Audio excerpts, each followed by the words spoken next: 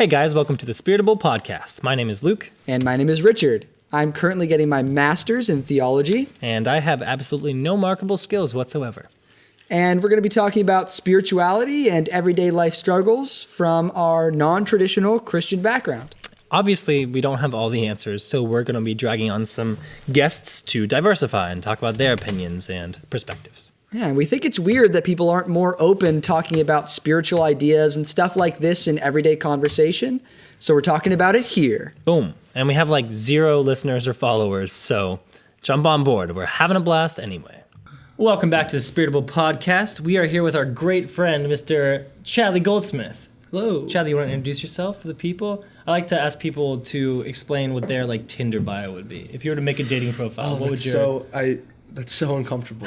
That's why I like I think my now is I'm a nerd that dresses up and goes to anime conventions. I feel like that's tied in. But I also play sports, and then I love Wu-Tang and NWA. But I also love Cody Jinks and Chris Stapleton. I could eat a pizza in a single sitting by myself.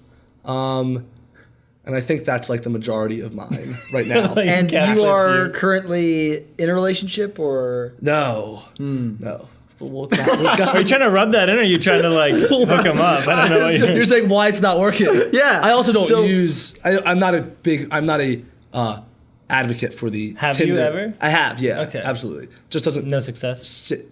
I've been on a couple Tinder and Bumble dates, but it's just not.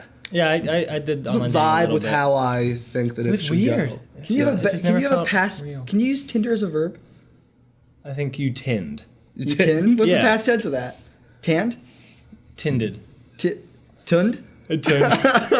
We got tunned last weekend. I have tunned many times. Oh, I don't know what really? you No, said. I haven't. Oy. Anyway. Say, aren't you in a relationship? Yeah, I'm engaged, yeah. Right. So, Yeah, so he tons on the weekends. yeah, I mean, we both do, together.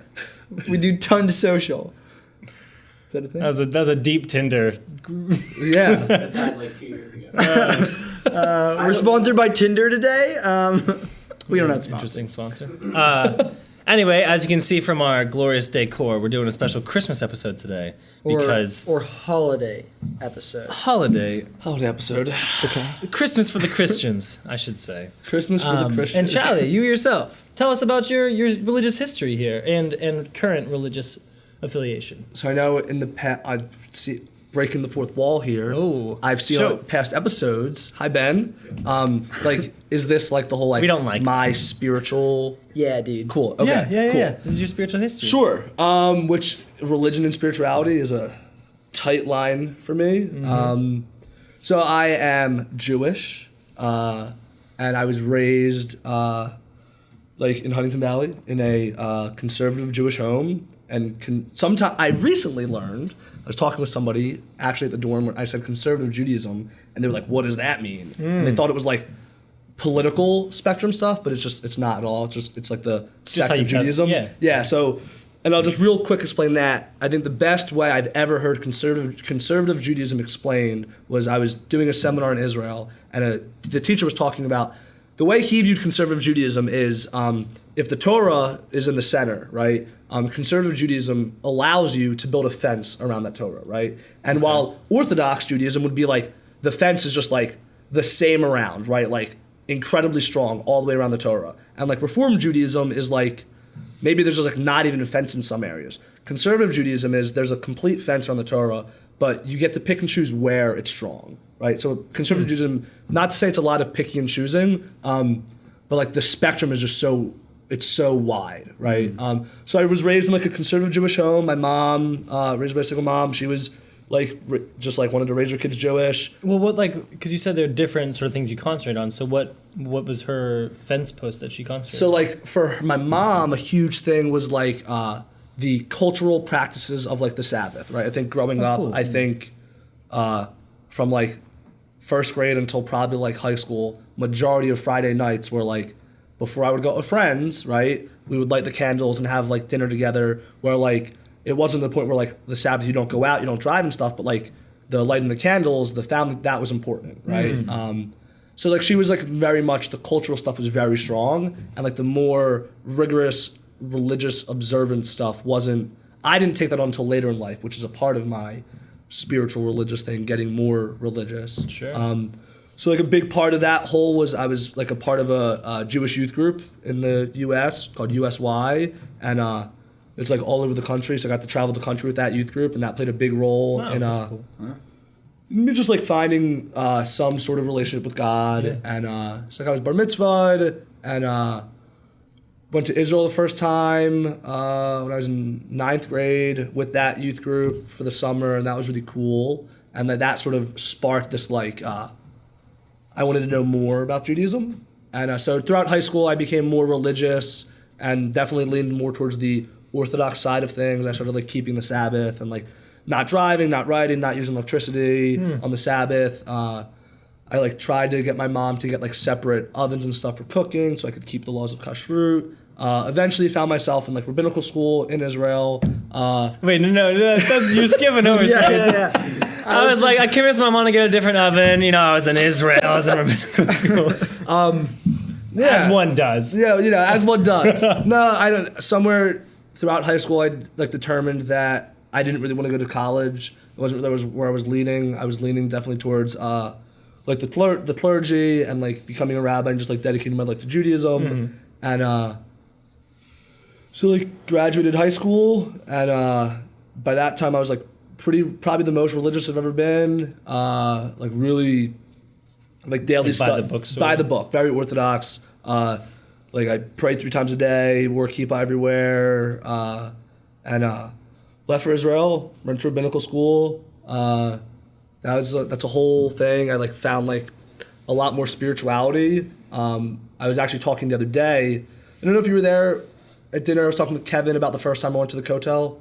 Oh yeah, Wailing Wall, as you may know it. I say Kotel, and sometimes people are like, "What's that?" The Western Wall, the Wailing Wall. Like the first time going there was just like a completely different level of spirituality than I ever could have imagined. Just thousands of Jews in one area doing the same thing, praying to the same God, just like all in unison, and just like special. When I say it's like a party, like dancing like all night, every Friday night. You know what I mean? So I got really connected with like spiritual side of Judaism. I do think a part of my spiritual religious beliefs is I'm in recovery for drug and alcohol addiction. So while I was doing this whole thing of like getting more religious, moving to Israel, going to rabbinical school, I was also getting more heavily involved in drugs and alcohol. And at the same time? At the same time. Interesting. So that was like a really big battle. Yeah. You know? And I think looking back, I've been clean now for about 3.5 years. Okay. And looking back, there was definitely a lot of me running to like God or religion was like, something is wrong with me, right? It's like God has to be able to fix it. And I never really found it, you know, because like I kept using, right? And so like rabbinical school didn't work out. I ended up like getting kicked out of school and because of that? Yeah, just I stopped wasn't going to classes. I remember the head rabbi just like, you know, really tried to work with me. That was actually the first time a 12-step approach was ever offered to me, was actually in Israel. The rabbi was like, hey man, like you can go see this guy I know, you know, like just talk to him. And I think I said I would go, and I remember getting on the bus, going to like that neighborhood of Jerusalem and just like not going, right? And going back and just telling the Rosh rabbi like, yeah, it was cool, I don't think I'm gonna go back. And it wasn't for like another 1.5 years later until like I came back home and like decided that like I needed to get clean because life was just miserable and just homeless and just at like 20 years old, something wasn't right, you know? And no higher power, God, any kind of like that in my life.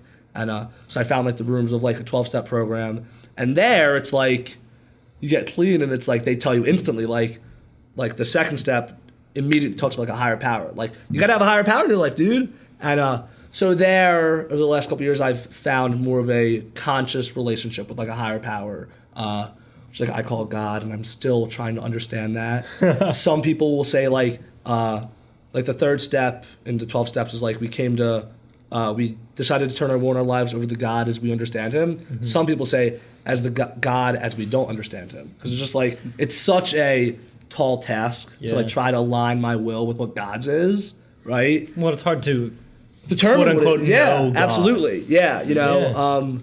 So like that's sort of like my spiritual path, and just like, you know, the 12 steps are just, it's all about like just like spiritual principles, Yeah. you know, and yeah. So do you think you're as Orthodox Jewish as you were before? Or Oh are no, you- so my Jewish Ebb and identity, flow. as you can see with my tattoos, is it's so pretty one of my biggest battles to this day, and for a long time it was even hard to like acknowledge it, and like I carry a lot of shame about it, is like my identity as a Jew is super tough.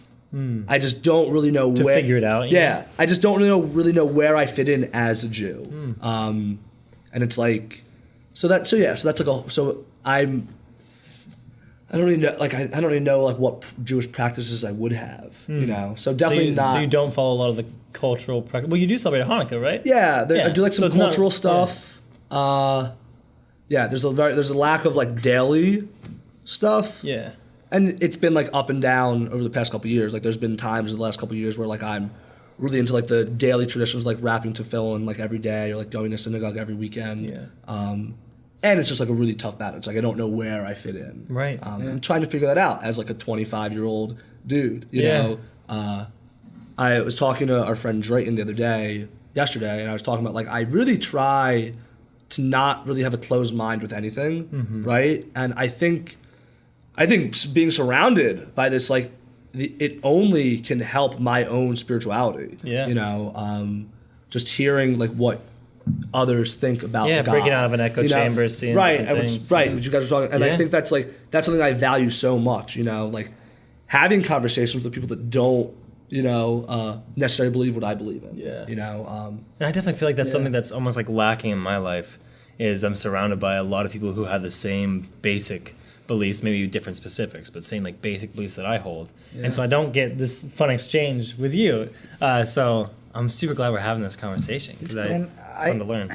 I just think it's so important for people to see sort of comparative religion or comparative spirituality as a way to deepen your faith, whatever Yeah. it is. And I think so many people that, especially people that are like really intensely religious, see exposure to other religious belief as a threat. yeah. And I've always been sort of Skeptical of that? I've always been sort of confused by that, and maybe this is my ignorance, but it seems to me like to be threatened by other people's spiritual beliefs is to be unsure in your own. That's sort of always the way Yeah. I've seen it. Like if you're scared to hear what other people believe, Yeah. it's because you're scared that it's going to change what you sure. believe. Yeah. I think there's a level of truth there, yeah. And I think there are times that I talk to people and it definitely changes what I believe. And I think that's an awesome thing because it changes what I believe because I think I found something that's more right than what I had. Right. Yeah. A more perfect idea of how to live a good life. Yeah. Yeah, and we've sort of talked about that before, just like the goodness in being willing to change for what is better always. Yeah. And so Yeah. like what's the point of going into a conversation with someone if you're like, no, this is what I am, I'm never going to change. Then they're like, no, this is what I am, I'm never going to Yeah. change. Why even have that conversation? Right. Yeah. And There's so no, like come it at totally suffocates any possibility for growth. Right. Right. And I think especially with the spirituality, religion, whatever you want to call it, like I think that there is that lacking, like this fluidity, right, of this spiritual growth, you know. And you know, for me, it's like a big thing is like I'm very cautious of what I claim to know, right? There's a lot of things I believe in, that's very, very right? humble of and you, I think yeah. that like I remember, I don't know, a couple years ago, I was sitting in a men's circle, and like the question was like, what's a universal truth? And I was like, oh, that's so tough, you know. And I think what I came up with was like, of all the beliefs I have about God and spirituality and like what's what, I think the only thing I really know to be true is that God loves me, right? So like unless we're talking about God's love for me, why would I say that what you believe is wrong? You know, and I think that comes with questioning my own beliefs and being okay with it changing, you know, which I think it has like a ton, you know, like if you look at like how I believed God and spirituality at 13 years old when I read from the Torah for the first time and got a bar mitzvah versus like 25 years old working at a church school, you know. in something outside of your In something outside faith of my culture. faith, you know. and that being okay, Yeah. not being like threatened by that, which I definitely think what you were saying. I think a lot of people do look at that conversation as like this competitive. There's this like competitive nature to it, when I don't know. I feel really like grateful that I remember. So like I started going to New Church Live a couple years ago, right? I think Rich may have invited me. It's like a contemporary church service, sort of. Look at you. There you go. That's what that is. And I remember just like totally feeling welcome there, right? And I noticed after a couple weeks of going, now Chuck doesn't say Jesus' name often, but when he does, I noticed myself just hearing God. Right? I didn't hear him saying like JC, right? I just heard it as God. And like, I was like, oh wow, that's a pretty cool thing. But like, I don't have to have this barrier up because he calls it something else. Right. I've had talks with Chuck, right? He has this like, God loves him, right? And like, how can he bring that to the world? And that's like the same place you're coming from. Same place I'm coming from. Like, that's my universal I might truth have right it. there. I might have this Hebrew name for it, right? But like, if what's underneath is the same, like, and I feel like when people see the different names, right? That's like there's like a challenge there. Yeah. Like, why is that? Yeah, like your God isn't different from my God. Like God is God no matter what you call him a little bit. Right. Yeah, and also I think there's a sense of among religion, especially these days, where basically all religions are suffering from diminishing numbers.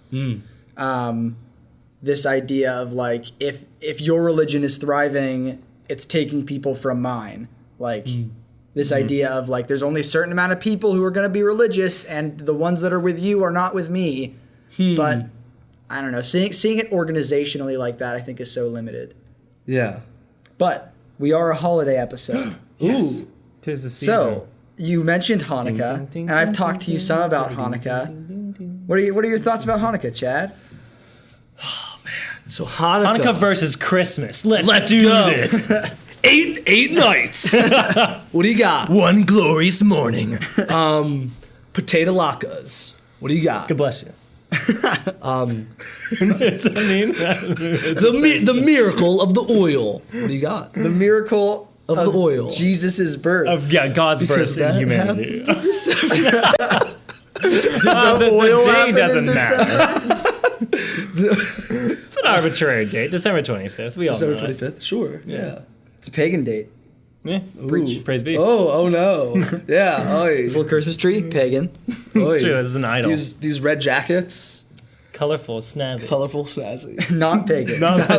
I refuse. I was going somewhere else, and I don't think I'm going to say it. Fair enough. So tell us about your Hanukkah this year. So my Hanukkah this year was pretty cool. I sometimes struggle with celebrating Hanukkah. Lay out a general, what is Hanukkah for the kids back So home? the kids back home that maybe they've never heard the story of Hanukkah before. Maybe not. So like, and I'm gonna give I'm not gonna be like just Cliff Note Hanukkah, right? Fun Hanukkah with Chadley. Couple thousand years ago, there was this temple in Israel, right? And it was beautiful and grand. And then these other dudes called the Romans came in, and they were like, we don't like this temple and this whole Jewish thing. So like, you're not allowed to practice Judaism, and you can't have your temple. And there's this big war, and the temple's destroyed. And then there's this dude, Judah Maccabee. And Judah Maccabee was like, I'm not really jiving with this whole not practicing my religion thing, right? So Fair, Judah Maccabee, fair. and he had his Maccabees, they studied the Torah in private, right? And ultimately led to this, belief that that was wrong, right? We should be able to study in our temple, right? And so there's a big war for this temple. The temple is destroyed in the end. The Maccabees prevail over these like crushing numbers of Roman soldiers. Is Maccabee like a cute nickname for his followers? Like the Maccabees, the believers yeah. of the time? The believers of the time. Okay. The believers The of the Hanukkah story. Maccabelievers. The Maccabelievers. I love it. The believers came out on top, Sweet. had the temple back, They always do. and came time to light the oil, right? And what they found was the oil, the olive oil for burning candles. There was only enough oil to last one day, right? But the temple's destroyed, and there's nothing. They're rebuilding from nothing, and you know? So like it's like, well, we'll burn this oil, but it's going to be out in a day, Right. you know? And then what do we do after that? And the miracle of Hanukkah is that while they like knew what was going to happen, right? And this is sort of coming to what Hanukkah meant to me this year. They knew, right? In that moment, they knew that the light was only going to last for a day, right? But God had And it did. End of story. It did. That's the miracle. They were right. They knew better than God. And God just had different plans, right? And the light ended up lasting for 8 nights, right? And that made everything just easier, you know? So then, like, the sages over time have come to acknowledge that miracle, right? And when it came to me this year, right? We talk about, and ever since I'm a kid, we light the candles, and it's all about contemplating, right? On how that miracle still relates to your life, you know? Cool. And for me, what came up this year was like, when I think I know, right? And then like God just gives me these little reminders, like, hey dude, I'm in control. Like I got this, you know? And like, don't turn your back on me because it looks bad, right? So Hanukkah this year for me was a lot of contemplating, thinking about the candles and like the light and like how that, you know, for a long time, right, when I was like homeless and like using drugs and alcohol for a long time, like it was just going to end eventually. It was going to go out, right? Suicide is a big part of my story. Like in those times, like my light was meant to go out, right? And I knew that. I was like, there was a point in my life where I was hopeless completely, right? And I knew my light was going to go out. But now I'm still sitting here. So there's something obviously that didn't happen, right? God had different plans, right? And allowed my light to keep going, you know? So this year it was a lot of, you know, school. I got to spend, now that I don't live at home, I got to spend 2 nights with my mom, which was cool, my mom and my sister. And the 8th night, we got to light the menorah together, which was just really cool to do that with her. And then she made a bunch of treats for the boys at the dorm, and they were all happy. She loves to cook. So it's like, and bakes. And now she's like 29, like new children to cook for her, which is great for her. So Hanukkah's a big reflection time of the year for me. So how long, like, on each night, how long do you spend contemplating? Is it just kind of open-ended? Like, so it's open-ended. I know. So like I've had the wonderful experience of celebrating Hanukkah in yeshiva, which is the rabbinical school, which is like the seminary or like a theological school. And that was like every night it was like you drink, you sit with the menorah, you study Torah all night, like till you go to bed, right? You contemplate all night, you know, which was really cool. This year it was like, to be honest, there were nights like I didn't do anything, you know. But like the 8th night when I lived with my mom, you know, there was like, you know, 20 minutes, right? When we did it, we both just looked at the candles, right? It was just like, cool. Nothing was said, right? Cool. And then I went and did my stuff, and I played some video games, and it was like going to bed, and it's like, yeah, another Hanukkah. And then it was just this contemplation of like where my life is, you know, like where I wanted to go, you know. So I don't think there's any gold standard for how long you contemplate. But I think just this general theme of, you know, I think on Facebook I put like, what do the lights have to teach me tonight? You know, the Hanukkah's like, it's like the festival of lights is what you call it, right? So there's meaning in the lights. Well, I guess I asked that because I feel like at least in my like Christian Christmas tradition, we get so lost in like Christmas morning we're doing X, Y, and Z. We're traveling here, then here. We have this specific timeline. We're going to visit these people. Yeah. Presents here, presents there. Night before, let's just get past the Christmas story, go to bed. We're waking up at 5:30 a.m. Like, it's great. I love it. And there's so much emotion and nostalgia and warmth involved. But I don't have a lot of that really like focused religious time. So like hearing that, you know, I'm a little like jealous of that in a good way. Like, and those are practices that I want to have in my life anyway. But just that you have part of your holiday dedicated to that is really cool. And I think that my experience of being able to celebrate a Hanukkah in really all the holidays I've been able to celebrate in Israel, which is just, it's such a different way of life. And the Judaism is just it's so similar but so different. You know what I mean? And just here, there is this American approach to Hanukkah where it's like, you know, we have movies like 8 Crazy Nights with Adam Sandler, right? And like the Hanukkah song, and you know, like you have. I remember being a kid at Lower Moreland and being like, I get 8 nights of presents, and like it's gonna be, they each get like, I remember as a kid, each night got bigger and bigger and bigger and bigger and bigger, right? And like gifts are such like a tiny part Right. in Israel, right? And I get that there's this like busyness to it Right. here, you know. And I think since being home from Israel, that's one of the things that changed about me for Hanukkah. Hanukkah was because I knew I was going to get stuff, right? Mm-hmm. So like I had like some like investment to like go to synagogue, right? I mean, like, that's every kid does. you know, yeah. absolutely. And I think that one of the things that changed that for me was, you know, it not being focused around the gifts you get for 8 nights, you know. I think it's an important mentality. Yeah, and I think that my judgment is there's a lack of that, you know, of this. We contemplate, you know, this was like a miracle, you know, and it's turned into 8 Crazy Nights featuring Adam Sandler. Yeah. Great movie, by the way. I remember being a kid and like loving all the presents around Christmas or my birthday, and I remember one time. I had to. So I had to say hi. I had to at give a least shout out once. to Ben. Yeah, I had to. We don't talk to Hey, you don't speak. But I remember one time like complaining to my sister because I was like, well, there's a Mother's Day and a Father's Day, but there's no Kids Day. This is dumb. Yeah, right. When like every day is Kids Day. Every day is Kids Day. Like, Absolutely. come on. Especially is like, yeah, for sure.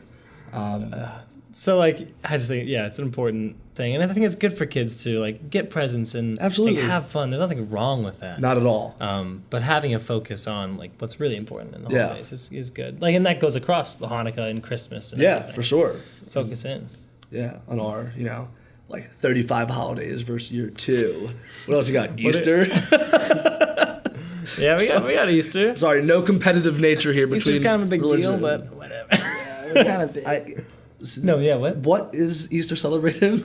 The Resurrection? of Okay, Christ. cool. Resurrection. Okay. Okay, cool. I did. Yeah, know that wasn't I the did part know that you were really a part of. So. Yeah.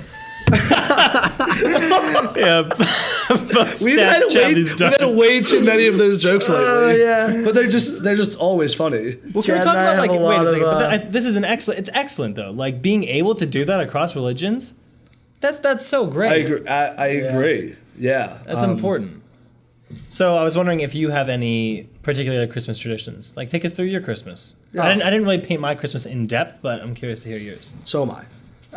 So my family. Well, it's been interesting recently. My family's hitting like right at the end couple years, I think, of doing Christmas together because like everyone's married but me, and I'm getting married this summer. And my sister. Mazel tov, Thank as my you. people would say. Thank you. You're welcome. My sister has a daughter, and my family's kind of spread out now. So I think we're hitting sort of that critical mass where eventually, once a couple more kids are born, we're gonna each just have our own Splinter. Christmases. Yeah. But my Christmas tradition growing up and what it still is now is sort of night before you go to Christmas Eve church. Christmas Eve night, we'd go to bed early and then wake up and How early is early? Like my little brother tried to get me to go to bed at like 6:30 p.m. We are waking up tomorrow. 6:30 late. I want to high five you, but I can't for that. That was such a stretch. You tried so hard, and I appreciate Oh. that, but it's The not. letters A and M were in that word, and that's as close as it was to a joke. Anyway, so next morning, Richard. wake up, run downstairs, all open stockings. We've recently gotten into like Pollyanna stockings, where everyone gets a different person, like Secret Santa. Okay. Yeah, Pollyanna's like a Secret Santa. Okay. So everyone gets a different person and secretly fills their stockings. And so it's like you open your stocking and then you're like, who got me? And it's like a fun thing. It keeps our parents from having to fill 1,000 stockings. Yeah. We do a little church service, just a family service, which is always like, for me, the most powerful part of Christmas, I think, was just getting together as a family and having a worship service. And we read the book, The Christ Child, which is like an illustrated book with the text of the Christmas story in it, which is just gorgeously illustrated and always felt like a really powerful experience for my Nice. family growing up. We always leading up did things like Advent calendars, but better than Love Advent Advent. calendars, Advent candles. Dope. What do you mean? That's It's pretty like- much what Charlie does. Yeah, right? That's funny. It's like one big candle that has like little marks on it of like the 30 There are 25 days leading up to Christmas. And so every day you light the candle and let it burn down past that day. Oh. So each day you all get together for a second and like light the candle. I thought it was and gonna be you're like the proper proportion, so you could just leave it lit the first day and it would just time have a of the day. fire constantly going for 25 days in cool. your That'd be home. really cool. Yeah. You could do dangerous. Yeah. Would They be had it cool. in SpongeBob, and it landed square pants. And if anything, SpongeBob was always right. Was so. never went out, dude, until SpongeBob and Patrick came. But I feel like there are many other Oh, mythological right. undying flames you But- could have chosen, and you're like, nah, I'm taking SpongeBob off the shelf. hey, man, big part of my So childhood. yeah, that was always my Christmas tradition. I always really was a big fan of it. Nice. Nice. Yeah, what about you? Yeah. I feel like I have more tradition things on my dad's side. So my parents divorced when I was really little, and they both remarried and had kids. So it's like a big mixed family. So I'm always going back and forth between my mom and my dad. And so what we do is I go over on the 23rd to my dad's house, and that's when we have Christmas Eve at my dad's house, and we celebrate Christmas on Christmas Eve at my dad's house. So what we do on the 23rd at my dad's house is we all get together, we have a big dinner, and then we have a worship service, which is really nice. I always love just the atmosphere of having candles lit and just being calm and reading from the Bible. I don't know if you've ever lit any candles, Chad. These candles are so lit. I don't think so. Nah, I don't think so. Okay, And Yeah. we wrap up worship and we read a book called The Certain Small Shepherd. And our grandma used to always read it, but since she passed away, our dad usually reads it. And he will always cry. He will always cry at the end. Someone will always fall asleep. But it's like a peaceful someone's fall. It's like, oh, they've fallen asleep. That's nice. I hope they're having a good rest. Not like, I can't believe they fell asleep. So anyway, we have that. We go to bed. We wake up on Christmas Eve, which is our Christmas morning at our dad's. Have Christmas there, open presents, have like a big brunch. Then we usually travel to visit some of my stepmom's relatives. And then we come back that night. We go to our mom's. And we always open one present on Christmas Eve at our mom's. Just as like little like fun before Christmas thing. Yeah. And then my little brother tries to get us to go to bed very early, even though he's an adult now. And we go to sleep. We wake up on Christmas morning pretty early. We all go down the stairs at the same time to like see Christmas morning, which is kind of fun. And we all open stockings, and then we go to our grandma's house and our step grandma's house and our great grandma's house. And it by the end of the day, I'm exhausted. And then usually my dad actually has a family reunion that happens over a couple of days after Christmas, which is cool. So we get all like the cousins and everyone together cool. to celebrate and just hang out. Yeah, it's a lot of Davids in a small area. So It's a full Christmas. yeah, no, it's super. It's not fun. 8 days, but Not 8 days. Not quite 8 Not 8 days. days. seems Like like 4. contemplating, and I don't think I mentioned it. Big part of just Jewish faith in general. Hanukkah definitely fits the category. Jews love to dance. A lot of dancing. Just a lot of like celebratory I dancing. think Christians love to. It's like dance. 8 nights of dancing is a big thing. I remember being in yeshiva and it was just like, Do you have a go-to Jewish dance move? You want to just pop it out right now? I don't think so. Your smile says otherwise, Chad. We'll I see can show you a video after I can hours. show a video off pod Okay. of our yeshiva celebrating Hanukkah. Okay. Yeah. Well, a bonus episode of Bonus just you episode doing of just Jewish that, dance. a link to that YouTube video. Just a 4-second I'll clip. put it in. No, seriously, There we go. we will. It's great. I don't know if this is a Christmas question or just a. Wait, you had a story you were going to tell. I had a question. Question, I was gonna okay. tell. I'm not sure if it's about Christmas or it's just about you two individual. Ooh, interesting. Oh. Did you guys ever try to like sneak your Christmas presents? Not once, never. Not once my entire life. I am very decidedly What was against that it. one time that you ate the candy, though, Luke? Oh, I'm gonna punch you square in your face, good sir. Was that Don't like? make Did me you go try into to? the Because history. that was like a game every Hanukkah, trying to find the gifts. Luke, He's really trying to go somewhere. Is he? Hey man, tell us about your Christmas tale. Oh, goodness me. Dad, you're welcome. If you're listening to this, it's what everyone Hi, wanted. Dad. Luke's Luke's dad. dad. I will give Luke's you the dad, not synopsis. my dad. The synopsis is that we didn't have stockings one Christmas morning at our dad's because they didn't have anything to stuff the stocking with because the night before they went to do it and all the candy was consumed. Like they went to go put the candy in Love the it. stockings. There was no candy. And Like, it was- there were wrappers, Yeah. no candy. Yeah. And to this day, not a single one of us has fessed up to it. Oh, We have really? no idea who ate the Christmas I was candy. totally expecting you to just say. No, you did. it was- Oh, I- okay. Guarantee it was not me. I am. And so, like, there have been years where, like, two of us have paired up against, like, one other one. We'd be Okay. like, no, it was definitely him. It clearly wasn't Hannah. We can't get into the details of it. I think it was Maddie. It's not, as Chad would say, pod. It's not not pod appropriate. I think it was Maggie. Yeah, we all think. I will confess a similar. I will confess. Okay. Not obviously eating your Christmas candy. Yeah. Chad, I didn't even know you. an 8 Damn it. Christmas candy. Time travel, man. I was notorious for 2 things growing up. So 2 things: sparkling grape juice, huge part. Love it. We would have Great. like multiple bottles. Yeah, of sparkling, same. like Absolutely. a weird amount. We So- actually all got them as presents one Christmas That's morning amazing. because we liked. That's so good. So I would notoriously drink all of the sparkling grape juice in the house before when I was a child. My mom used to host a lot of family dinners, and I would just destroy the sparkling grape juice before dinner ever would happen. pound it and just away. not say anything and leave the empty bottles just like in the cabinet and stuff. And the other one is on Passover. A big thing is jelly candies, like little jelly fruit slices. Same thing.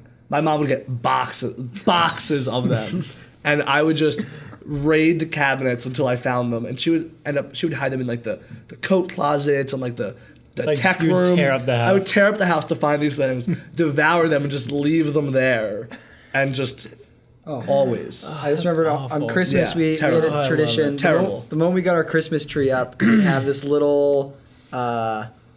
There's a little soldier. That was like a little tin fat soldier, Yeah. and his head came off, and we would always put M&Ms inside him, and hang it in the Christmas tree, so people could come by and take a couple M&Ms. I would always come down in the middle of the night and just eat all of them. And you're supposed to like take a couple. And our parents ever saw us taking more than a couple, they'd be like, "No, just take a couple." And so they'd Were you always. the kid at Halloween too that would just like, if it was just a leave your own bucket thing, you would just dump it into your pillowcase? Oh, if no one was looking, right, that's sure. on them. I wasn't a take home bucket thing. I was a multiple costume guy though. Oh, I would do the good for you. multiple masks. Oh, okay, Just go to the that's kinda go to the door, go to the curb, put a different mask on, go to the same house, and just like 3 or 4 times. I thought I was so genius when I thought of that in middle school, and just every year multiple masks. And you're like, these adults will never know. They'll never know. We're like, ugh, this kid's back. It's This not kid worth the did- fight. Give them the dental floss. Anyway, back to the pod. holidays. Holidays, Well, that was a spirituality, holiday, I guess. Yeah, spirituality. Yeah, let's bring it Where we back at? to some classic Jews v Christians. Let's do it. No, not Santa, Hanukkah, Harry. What do you got? wait. Oh no, is that bad? I don't know what that is, but I do have to interrupt you and say something really quick. Oh, okay. Do you know Elf on a Shelf? Yeah. Are you familiar with that? yes. Awful, terrible. You might be pumped about this. Okay. We found a Jewish equivalent Yes. of Elf on a Shelf that is mensch on a bench. Mensch on a bench. It's amazing. And for the people at home who might not know what a mensch is, it's you're a good person. You do some good stuff in the world. You're a mensch. Oh, look at that mensch over there. What is Hanukkah Harry? With a little cheese, a little puddum, Shayna puddum, mensch with a Shayna puddum. And sorry, it's my grandmother. I'll have a mensch with a Shayna Pudding, please. Hanukkah Harry is what I believe Jewish Americans created to combat the Santa barrage. Is this a real thing? Yeah. What does he look Wait, like? you said yeah slowly and cautiously. Well, it's like it's a real thing, but it's not like I guess Santa's made up too. Did you grow up believing in Hanukkah Harry? No, I didn't hear about Hanukkah Harry until I was Does probably anyone 10 or else 11. in the world know about Hanukkah Harry? Did you make him up? I swear I didn't. Go friend Hanukkah Harry on Hanukkah Facebook. Harry, He has one friend. It's Chad. and you guys might have the Christmas tree, but we have the Hanukkah bush. What? Really? All right. What kind of bush is it? It's like the burning bush, dude. Yeah, but do you like go What do you- and buy a It's bush? not a kind and of put it in your bush. house? No, You I just think like- some people do. Okay. It's Do you just like it's go a into your neighbor's concept. lawn and just light their bush on fire? The burning Happy bush. Hanukkah. It's Hanukkah. What do you? It's Hanukkah. That's actually the 8th candle. You light other people's shrubs on fire. The Hanukkah shrub. All right, Anyway. let's get back to it. Chadley, what's like if you had to pick a favorite thing about Judaism, like your favorite my belief, gosh. like what brings you back to it? Because it sounds like the rituals are pretty important to you They are. and the cultural There's aspects. So I think so. I have a tattoo of some You Hebrew. can show it if you want. This is very tight. So the written language is miraculous to me. Okay. While I was in rabbinical school, a couple months into it, I sort of shifted my focus from. I realized I didn't necessarily want to go to the rabbinical way, but I wanted to stay in yeshiva, and yeshiva is just general. It's like there's more than just rabbinical school. There's like Khazans, cantors, like all this stuff. And I was studying to become a sofer, so a scribe. So I was learning about the script. And just like the level of depth and meaning between like every Jewish letter is just like bonkers to me. I don't know, picking one thing is just totally tough. So what does your tattoo say? So my tattoo, sweat.org, says ahava, which means... You're going to hold it a little bit more to face the camera? Which means love, which spiritual principles, right? Obviously doing that.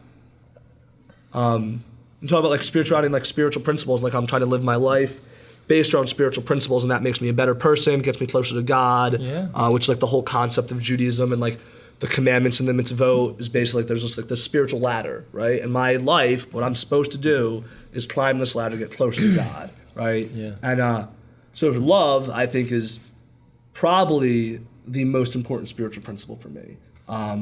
Just man. Amen. In spite of whatever differences. How much you hate us. You know, how much I hate you and your lame Jewish jokes. So like, I don't know, the tattoos in Judaism is a whole thing, but for me, it's like they're like a very primal thing for me. Like humans have been getting tattooed since the beginning of time. But the language, Hebrew, is just one of my favorite parts. One thing that's super fascinating to me, and I love, something I just love talking about with people, and I was talking with our friend Luke Fraser about it the other week.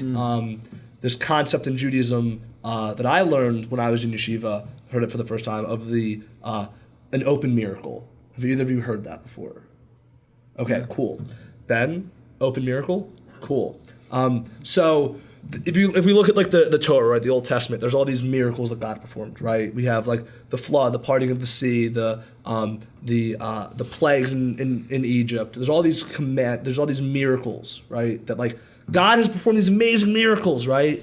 And there's this concept of an open miracle, right? So that when I stop separating God splitting the Red Sea, and I made a post about this the other day on Facebook, when I stop separating that from the fact that my lungs were filled with air in the morning, right? As one is better than or more significant than the other, right? My world opens up to the fact that they are the same.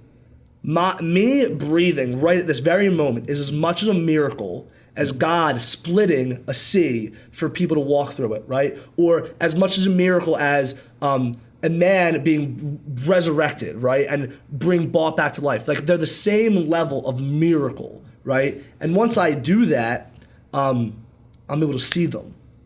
Before they were oblivious to me, right? Because I'm so focused on the fact that, yeah, God has performed miracles, right? But God like is performing miracles, right? And it's just like on any, like today, right? I think the population's like either right below or right over the 7.5 billion mark right now, right? Yeah, I think so. 7.5 billion people, right? 7.5 billion, all in the same 24-hour span, breathed life into their lungs from the same source. I had to drop it once. Don't believe it.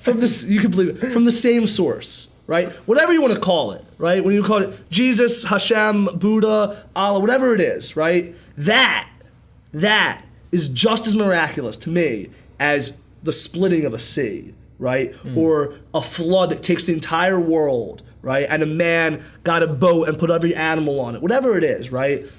So once I believe that, so it's this concept of an open miracle, I get to appreciate someone's smile, right? Or a conversation or a podcast, you know? So that's a concept. I think that's a concept in Judaism that ranks amongst my favorites. That like there isn't, like God is just, everything he does, right, is just miraculous. And like that just jazzes me up. I'm jazzed. That just jazzes me up. Hearing that is great, and hearing your passion through it is tremendous. Yeah. I love it. Yeah. So that's a cool thing. There's a lot of cool things, man. You know what I mean?